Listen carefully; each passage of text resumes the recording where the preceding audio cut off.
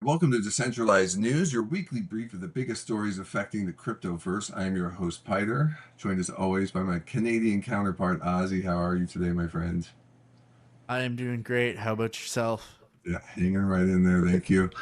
Watching the struggling market. What's it going to do? Up or down? All right, just so you know, Ozzy is a final form psychopath degen that has somehow convinced himself he's playing a conservative, and I rely on him for all my decision making. So please view this as dangerous and possibly entertaining content, but not financial advice. All right, here we are sitting at the beginning of the second quarter. Happy April Fool's Day, Ozzy. MicroStrategy in El Salvador. Maybe that's the April Fool's. Like, we're still buying. Second Monday in a row, MicroStrategy is buying. El Salvador still buying, even after that IMF FUD. So I wonder what's going to happen with that story. But we have a big couple of weeks standing in front of us right now on the macro level. April 2nd is Liberation Day. If you're not familiar with it, it's the current deadline for reciprocal tariffs from the US. Current deadline, but we'll see. The uncertainty surrounding it and how it will play out, whether this is positive or negative for the cryptoverse and the major global economies, will no longer be so much speculation. Markets like clarity, but really the markets may just get a more clear direction. Whether it's good or bad remains to be seen. We also got April 4th, drops the U.S. unemployment rate, and I think Jay Powell speaking that day, so maybe some market catalyst there. And April 10th and 11th, we're going to see CPI and PPI. We're about 36, 35 days out from the next Fed meeting, not expecting a cut, but the June one seems to be trending up, looking more like June than July. Anyway, we'll get into all that. I want to kick us off with our first story, Ozzy. Yeah, let's kick this off with Bitcoin hash rate. If there's one thing that should make you bullish, it's probably the Bitcoin hash rate. Bitcoin hash rate is a leading indicator. Your hash rate will usually go up before the price goes up. That means if you're seeing your hash rate go up, your price is going to go up soon or eventually. And we're seeing a new all-time high. This is at It's been on a tear 850. for sure. Yeah, 850 million terahash a second in March. So that's a major all-time high for Bitcoin hash rate. And that's massive because Bitcoin's backed by the hash rate. And the hash rate also determines the difficulty and the cost of mining. The more hash rate that there's available, the higher the difficulty goes up and the more expensive it gets to mine a Bitcoin. Right now, the average cost of mining Bitcoin is about $87,000 US dollars. And that's like a doubling since early 2024. When we first got the ETFs announced in January and they went into circulation, the price of mining was somewhere around $34,000. We obviously had the which you'd expect to double the price, somewhere around $68,000, but because difficulty's gone up and the hash rate's gone up, it's now at $87,000 per Bitcoin. So miners can't be underwater for too long, or else there's no Bitcoin. So Yeah, the it price has got to go up to follow. puts a lot of pressure on the smaller miners for sure. And I remember thinking about this, like this is a really highly competitive arena to be in. And I remember towards the end of last bull run, you had a lot of DeFi products talking about, okay, we'll get into Bitcoin mining, something solid. And it's like, oof, that sounds tough. You know what I mean? It's a difficult environment to operate in. And you have something like this where it costs 87,000 and it's currently sitting at what, 82, 83. So, yeah. You got to Highlighted have in some this story. significant cash reserves to Yeah, kick it so in the mining to make it through these months. bigger companies obviously are helped. And then the idea of are they focused on mining or are they trying to get and how are they getting their energy? That component of it. Are they able to get zero cost energy, solar? There's one company, I think it might be Mara, that is focused on that side of the energy side of it. So it's just a very competitive market, so tough to get into. One of the issues that came up around it was the U.S. tariffs and how it might affect miners. It highlighted that 60 to 75% of Bitcoin miners were from, what is it? What's the name of the company? Bitmain, which Bitmain, so is the a Chinese Chinese company. company. Yeah. So tariffs might affect it, but it also pointed out that it already has tariffs. It's not like new tariffs, but just this environment may increase the cost still a little bit. So see how that plays out.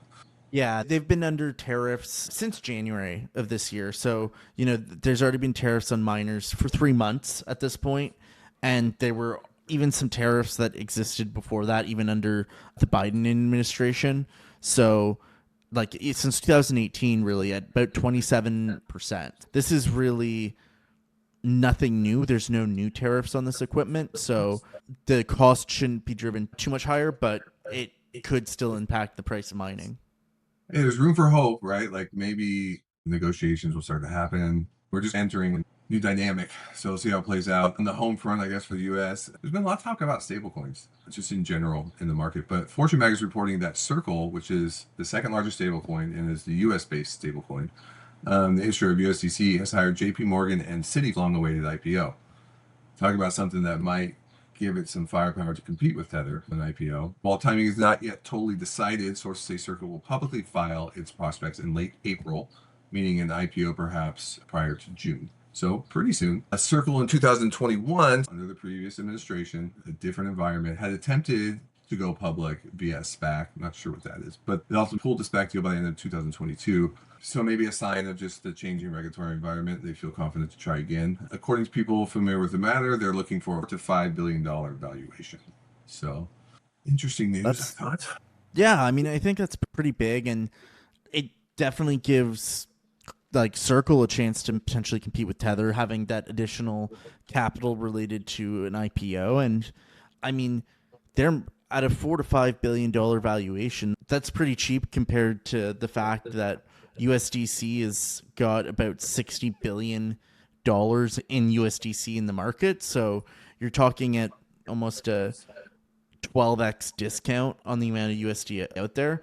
Again, that's not what they're necessarily making in revenue, but it does still, like, there's a discrepancy there, and could be an opportunity for sure. It seems like there's a, just talking about the administration, at least, the way they're looking at it, there's a lot of talk about not implementing a CBDC. So maybe on the crypto front, what you're talking, and then they're buying all these treasuries, right? These stable coins. So there's some common ground for the U.S. government, and there's the Genius Act, and that's revolving around stable coins. It's currently going through the process, jumping through all the hoops. Yeah, I don't know. Stablecoins just go big. So is the U.S. kind of going to go this route where we're going to utilize stablecoins as everyday spending, whereas in the European Union, it seems like they're more embracing like a CBDC type of structure. They're definitely the European Union definitely seems a bit more open to a CBDC type structure. Interestingly, BRICS, which we'll talk about later, is looking at a different structure itself, and but definitely seems like the U.S. is pretty open to allowing, like, and they see the value of the stablecoin market versus a CBDC, especially for supporting their treasury, their treasury bonds, because Tether is a fairly large holder of treasury bonds, and I know They're the and seventh Circle largest, definitely like does it. they're like number 7 on the list for like recent buying. I don't think it's an all-time list, but there was a hyped up story. Oh, they're number 7. It's the last year or the last quarter or something like that. Some kind of report came out about that. But they're huge. They're huge buyers, and it's looking going to be bigger buyers. You know what I mean? Like the future is bright for. It's making the dollar stronger in the end. You know what I mean? Maybe that's why the EU is going a different direction. It's not helping them out. Might as well get some more Yeah, control. absolutely. And if you think about it, if you think about the products that Fidelity is bringing on the market and that BlackRock has brought on the market as kind of their first digital funds, they're all treasury based. They're all about holding money market or treasury type certificates. And so, really, not only are we seeing stablecoin companies get into it, we're seeing kind of the big financial players from the TradFi space get into it. Even PayPal, for example. Yeah, no, Really, not like everything's I'm not the best at the interest rates and stuff like that, but high interest rates, part of the cause of it is demand for the treasuries. They have to make it like, oh, come on, you want to buy us. You know what I mean? So if there's more demand for the treasuries, it can be positive, it seems like, for interest rates coming down. If there's demand to buy the treasuries. yeah, Anyway, that's it. but let's get into some more Bullish. stories. Yeah, some good, cool stuff. There's lots of bullish stories. The markets are, I don't know, is the bull market over, or are we getting close to the bottom and it just hasn't really, we haven't even seen the fireworks yet. It remains to be seen. Maybe it's probably somewhere in between, honestly. But GameStop made the news also. They had announcement they're going to add Bitcoin as a treasury asset. And they have a bunch of cash. So I was really excited. And then they announced stock went up. Then they announced they're going to raise money and sell stock to buy the Bitcoin. The stock went down. And then there's all kinds of GameStop. It's just got a total history. But anyway, a little wild story, but still another free thinking company grabbing some Bitcoin. It seems like the bigger names outside of stocks or Coinbase, something like that, it's Tesla, GameStop. It's not a lot of, or it's smaller, more nimble companies. You know what I mean? Yeah, it's definitely smaller, more nimble companies. Like if you think about it, Meta, Apple, Microsoft, Amazon still haven't kind of gotten to that level of adoption. But that You number is know, growing. We're up to 80 public, 90 public, where we were sitting at 25, 30 a year ago. And that, if you were to project it, it's probably number go up over time. oh, absolutely. I think number go up, and as these more nimble companies adopt first, the less nimble companies adopt later. And even though, we're talking about 80 companies that own Bitcoin directly, there's an even greater number. I think it's 120, something like that, that own Bitcoin ETF as part of their company holdings or company treasuries type thing. And so companies that needed some form of kind of workaround also found those workarounds. So we're talking Bitcoin as a treasury asset is definitely being adopted in the corporate space. The FDIC and the CFTC are continuing to kind of help make that easier. We talked a lot last year about choke under Joe Biden. It felt like they were doing everything to make it hard to work in crypto. And now most of these organizations are rolling that back. The Fed, these are both kind of banking related regulators, but also commodity related regulators, kind of withdrawing a lot of guidance that was issued in between 2022 and 2023, 2024 around crypto and digital assets. The FDIC has issued new guidance that allows regulated banks to engage in crypto related activities without prior approval of the FDIC, which means that banks could start exploring it without necessarily having figured everything out and getting approval with the FDIC. So that's big. And in addition, the CFTC, which is kind of around commodities, is withdrawing existing guidance that was discriminating against crypto related commodity offerings, whether spot or futures based, basically saying that they needed to go through additional verification and different treatment compared to other products that would fall under a futures or a spot type offering. So both of those are bullish, even though they might not be major catalysts now. So And it seems like it's super particularly interesting with bullish that. for altcoins in general, and they have been just on the struggle bus like for a while and no signs of getting off. You know what I mean? But there's been a lot of good news around that in terms of just an easy regulatory environment or maybe a more clear regulatory environment. It seemed like it really there was like a stamp out of all the activity that was going on in like the non-vaporware space. But hopefully we'll see this ramp back up again. But there's more. President Trump pardons 3 co-founders, Bitcoin and crypto exchange BitMEX. Trump granted presidential pardons to 3 co-founders. This included, what was it, Arthur Hayes? Who were the 3 guys? Arthur Hayes, Benjamin Dello, and Samuel Reed. They had Yeah. co-founded BitMEX in 2014, and they had essentially been accused and found guilty of violating the Bank Secrecy Act. They pled guilty. They were found guilty of these things, and in 2020, And a lot it of was times like a 2020. that's a wise move, even if you don't think you've done anything wrong, to go up against the bottomless pockets of the government. Sometimes you take the plea and get out of there. You know what I mean? Absolutely, and this was because the DOJ accused BitMEX of running a crypto trading platform that didn't implement anti-money laundering measures and know your customer procedures. And so this kind of led them to being charged of violating the Bank Secrecy Act. I don't think they were in jail, but it was part of the No, deal. I don't think part of the plea So deal was they a lot didn't of serve it- prison time. A lot of it is optics. Maybe they were saving some money or something like that. But it just goes along with the theme from the new administration here in the United States, because Trump also pardoned Silk Road founder Ross Ulbricht. And it seemed like a little more shady, but still, Silk Road, there's some shenanigans going on there. And he had pleaded guilty or was found guilty. I forget which, actually. But he had a huge sentence and he'd already served a lot of time. Anyway, and then also under Trump's brokered by Securities and Exchange Commission has discontinued enforcement against a bunch of companies: Coinbase, Robinhood, Gemini, Ripple. And just today, the Trump sons, Eric and Junior, there's an announcement from Wall Street Journal, I believe, investing in a mining company, like a new venture. It sounds like American Bitcoin. That's a venture controlled by Hut 8, which is one of the bigger mining companies, like the smaller big ones. No, that's a big one. Yeah, and there's more. There's a bunch of updates along this line. From the SEC, Crypto.com announced they're closing their investigation. They announced it, but we got to get confirmation, but still. SEC and Ripple agreed to drop the remaining appeals, thus settling. Immutable, the SEC closes the investigation into immutable.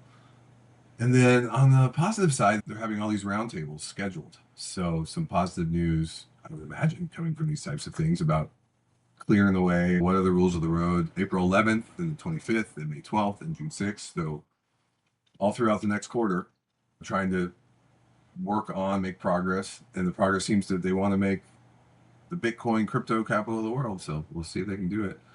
Yeah, I mean, the fact is they're meeting almost like every other week and then like every 3 weeks throughout the quarter for a You got government statements from roundtable. That's Ohio pretty. saying bullish stuff. You got, what is it there? Nick and who's the other guy? These Yeah, guys are good. There's just so many guys in there. yeah, they're all saying really positive things, and then the fact that a government roundtable is meeting that frequently is not something you see very Like they're often. taking his executive order seriously to get, there was some dates in there. Okay, we're going to work on it. Then we're going to present proposals and then we're going to implement. So I think April 30th was the deadline.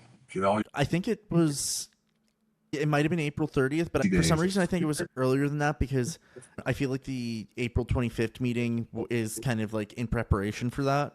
So that would make sense to me. That's why probably they're meeting so close together, the 11th and then the 25th. Yeah, present the ideas and then it's okay. More discussion. This government moves a little slow. And then the U.S. Treasury got in on that a little bit. They lifted sanctions on Tornado Cash. That's all part of the theme. We're shift gears a little bit. There's a kind of cool story out of California. California legislators endorsed a Bitcoiner to run on the board of their $500 billion public employees retirement system. So this is the largest pension fund in the United States, or state pension fund. Let's see. They haven't endorsed this guy, Dom Bay. He is a Proof of Workforce. He was the founder of Proof of Workforce, a Bitcoin nonprofit. CalPERS, it's called, is the largest public pension. They have 2 million members. Now, he will just be one of 13 on the board, but still significant and cool. And just knowing that the voice will be heard when the discussion is, should we put Bitcoin on a balance sheet? Should it be 1%, 5%? Gotta have someone saying, put 100% and we'll be all right. Yeah, absolutely. I mean, I would be surprised that he advocates for 100%, but I wouldn't be surprised if he's at least pushing them to do the BlackRock 2%. That would be not surprising to me, and it's huge. It's like the $500 billion pension fund, and so even 2% is not an insignificant amount of money. And not to mention the signal it sends to all these state pension funds. Oh, it's a huge statement because with huge coffers. Yeah.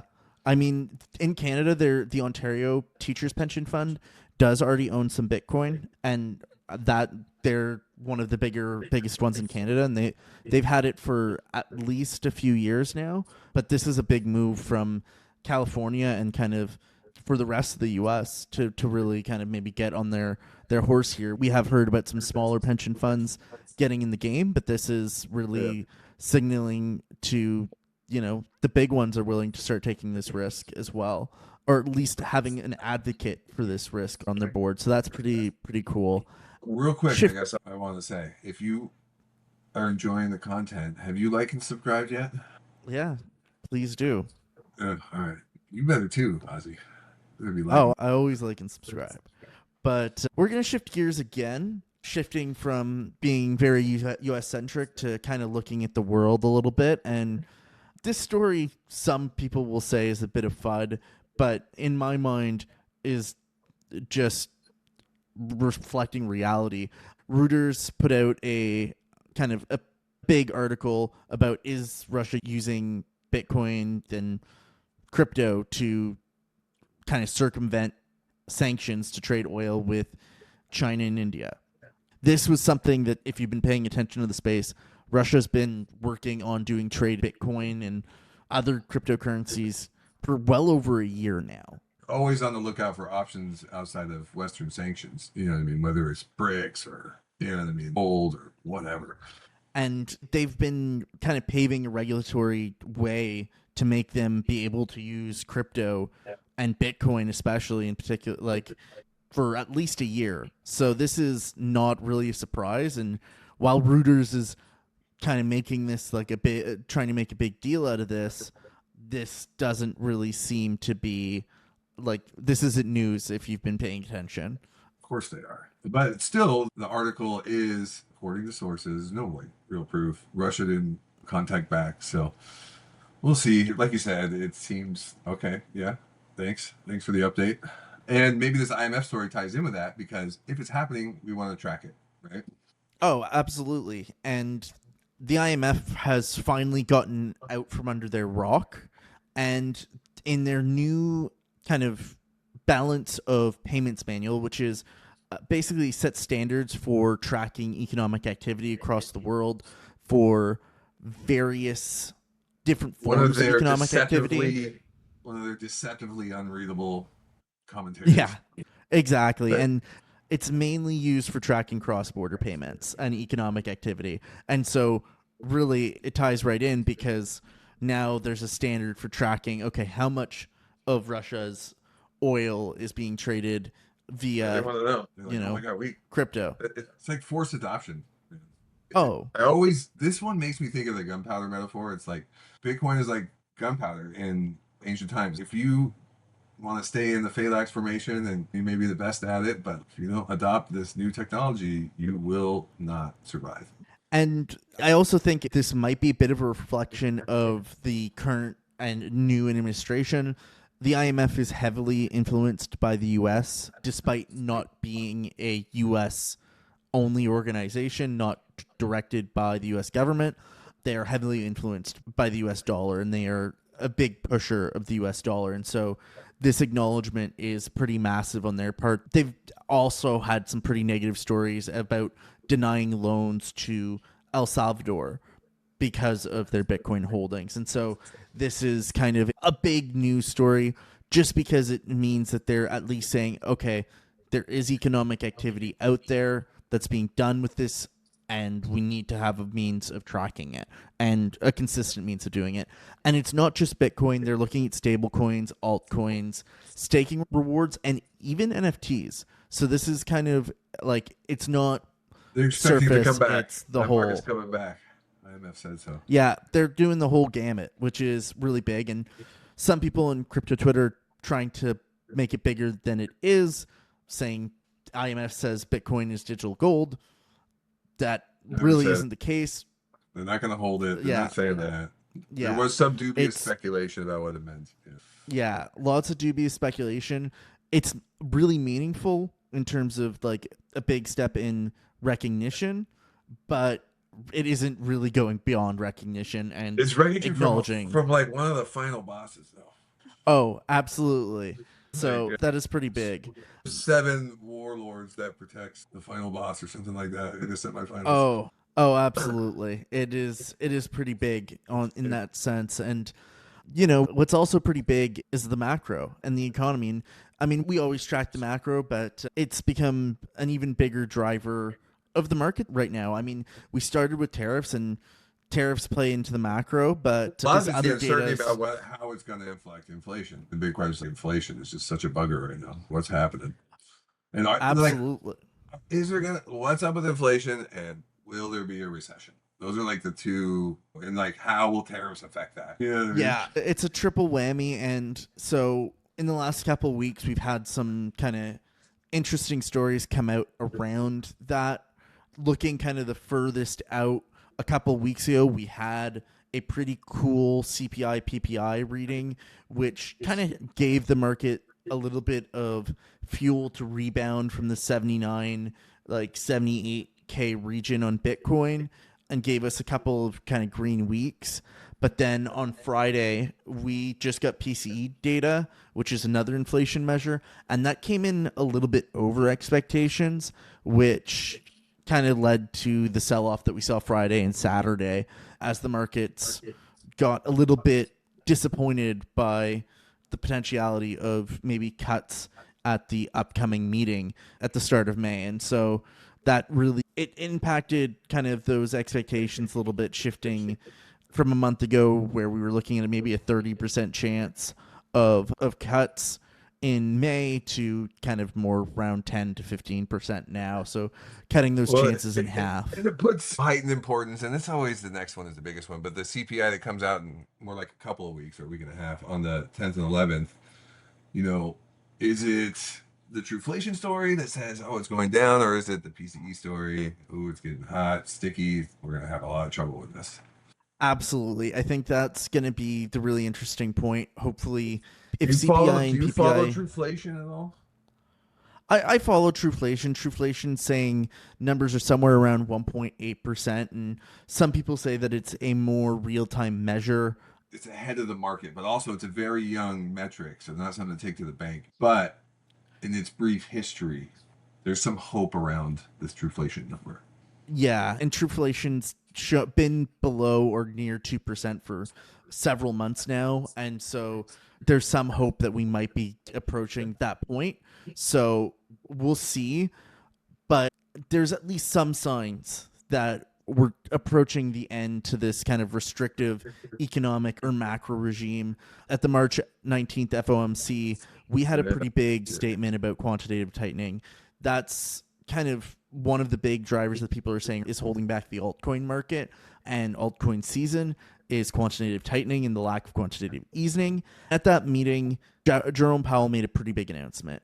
They're cutting the pace of the reduction of security assets, or the amount of quantitative tightening they're doing, by 80% month over month. So it was originally 25 billion per month. It's now at 5 billion per month. So that's a huge decrease, meaning less liquidity, less being sucked out of the market. And they also mentioned before that we were about 6 months away from maybe this being over. So it's kind of like a follow-up from, I don't know if it was the last minutes or last meetings, but there were some comments surrounding like, oh, in about 6 months, we'll have assets significantly reduced. People love this number because in previous, it was really, particularly with the altcoins, I was holding it back because we had quantitative easing. They were increasing their assets. So everyone watching this number a little bit. Yeah, and it wasn't all kind of like sunshine and rainbows in this statement, because even though they are reducing the pace at what they're doing it by 80%, they are only expecting to cut the amount of cutting they do in half. So that means there's a couple more months potentially. It's similar to what they did. You know, they're going to drag it out. It seems like what they did, they like shot up the interest rate. Okay, drop them. Now they drag this out. Some similar pattern, but hopefully, absolutely trend. It's completion.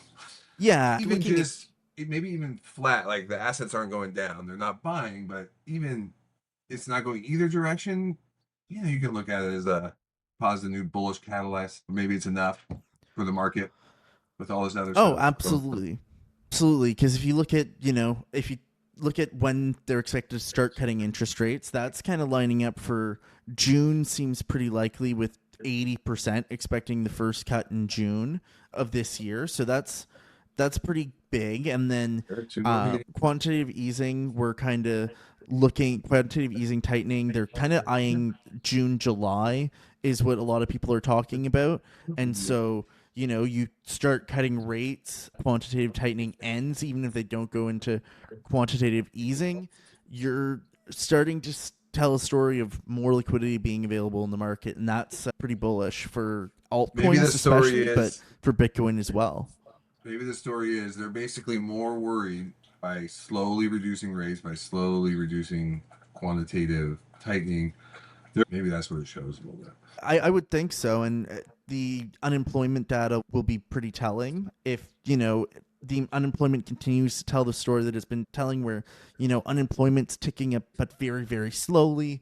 And, inflation is coming down kind of slowly, that it might suggest, we're not going to be seeing recession, but they're going to take it a bit slower on interest rates. But we'll see. I mean, the market has switched kind of their tune, now banking towards potentially 4 cuts this year, where we were talking about 2 or 3 at the start of the year. So it's starting to tick up in terms of potential rate cuts. It's still not, firmly in the 4 camp yet, but 35-40% compared to even a month ago when they were looking at maybe half that percentage in terms of potential chances. So lots of potential liquidity coming from the macro side in the coming months. June, July looking pretty promising for crypto and the macro. So maybe the quarter of change and quarter 4 being the quarter of action. Well, let's get into the speed run. Quarter 3. Let's see. We're here. April Fools. See what happens. New feature by Proton Mail enables 100 million users to send Bitcoin using email addresses. Do you think anyone will use this? Is this an important feature? Still interesting. It's adoption all the same.